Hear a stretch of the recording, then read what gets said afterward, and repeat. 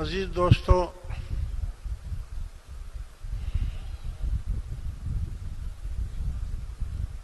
سب سے پہلے اللہ نے جو حکم فرمایا ہے وہ تقوی فرمایا ہے کہ تقوی اختیار کرو۔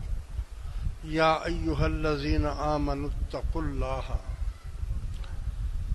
تقوی کہتے ہیں خوف خدا کو، یعنی آپ کے دل میں اگر خدا کا خوف ہے تو سمجھو کہ آپ متقی ہیں۔ دوسرے معنی میں اس کا معنی یہ بھی ہے کہ تقوی کہتے ہیں بچنے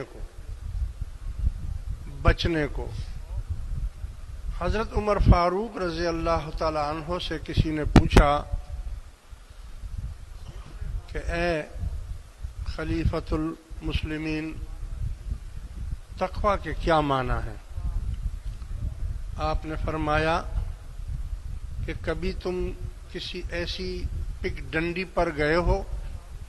پگ ڈنڈی کہتے ہیں کہ جیسے پہاڑ یا جنگل میں ایک راستہ ہوتا ہے جس پر صرف ایک آدمی چل سکتا ہے اور اس کے آس پاس جھاڑیاں ہوتی ہیں، کانٹے دار جھاڑیاں، بیچ میں سے ایک راستہ ہوتا ہے ایسا جس پر صرف ایک آدمی چل سکتا ہے، اس کو پگ ڈنڈی کہتے ہیں۔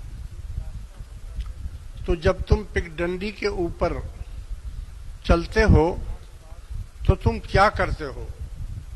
تو اس نے کہا کہ ہم اپنے کپڑوں کو لپیٹ لیتے ہیں۔ کیوں لپیٹ لیتے ہیں؟ تاکہ راستے میں چلتے ہوئے یہ جو کانٹے دار جھاڑیاں ہیں یہ ہمارے کپڑوں کو نہ پکڑیں، تو ہم اس کو پکڑ لیتے ہیں۔